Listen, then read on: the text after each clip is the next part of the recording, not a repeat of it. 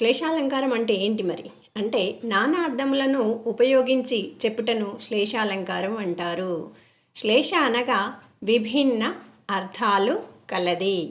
ఇక్కడ చూడండి, శ్లేష అంటే విభిన్న అర్థాలు కలది, నానా అర్థములు అంటే ఎక్కువ. రేడు కువలయానందకరుడు. చూడండి, రేడు కువలయానందకరుడు. రేడు అంటే ఎవరు? రాజు. ఈయన మనం రేడు అన్నప్పుడు బండిరా రాయొచ్చు, రా కూడా రాయొచ్చు. ఇక్కడ బండిరా రాసాము, ప్రస్తుతం అయితే రానే రాస్తున్నారు, కానీ ఇక్కడ రేడు కువలయానందకరుడు బండిరా ఉపయోగించడం జరిగింది, మీకు అందరికీ తెలియడం కోసం. అర్థం ఒకటే చూద్దాం. రేడు అంటే రాజు అని వస్తుంది, చంద్రుడు అని వస్తుంది. కువలయము అంటే భూమి వస్తుంది, కలువ కూడా వస్తుంది. అలా రాజు భూమిని పాలించువాడు అని ఒక అర్థము.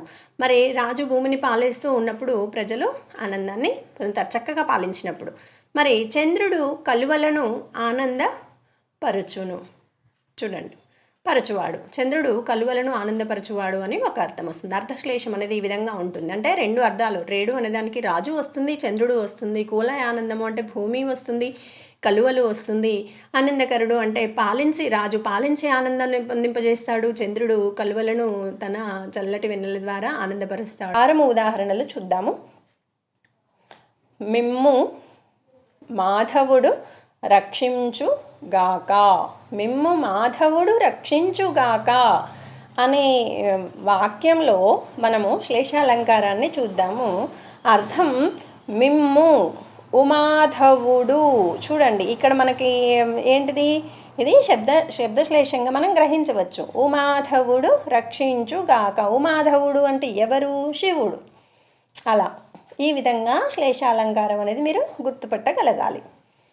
అర్థమైందండి? అలా ఈ విధంగా మీరు గ్రహిస్తే చక్కగా పరీక్షలో మార్కులు పొందగలుగుతారు. అవగాహన చేసుకోండి. మరి ఇంకొక అర్థం కూడా చూద్దాము. మిమ్ము మాధవుడు అంటే విష్ణువు. మాధవుడు అంటే విష్ణువు, ఉమాధవుడు అంటే శివుడు. రక్షించుగాక అంటే మనలందరినీ రక్షించడానికి ఇక్కడ మనకు రక్షించుగాక అనేది వచ్చింది.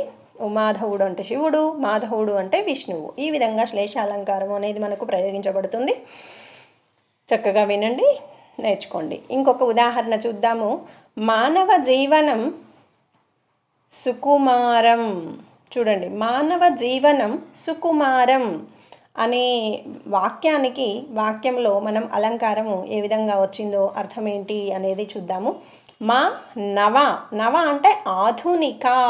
మా నవజీవనం సుకుమారం, కోమలమైనది అని అర్థం. సుకుమారమైనది అంటే కోమలమైంది, సుకుమారమైంది.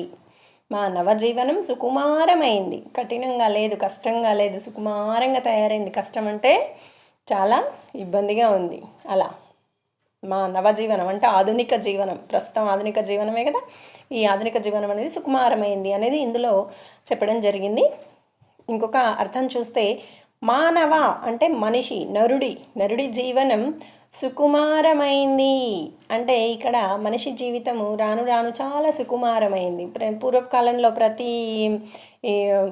కరెంటు పరికరాలు లేకుండే కదా, విద్యుత్ పరికరాలు లేకపోవడం వలన ప్రతిదీ మనిషి ద్వారానే చేస్తూ ఉండేవాళ్ళు. ఇప్పుడు చాలా సుకుమారంగా అయిపోయింది. అన్ని విద్యుత్ పరికరాలు వచ్చి మనము సుకుమారంగా తయారయ్యాము అని అర్థం. ఇంకా ఇక్కడ ఇంకొక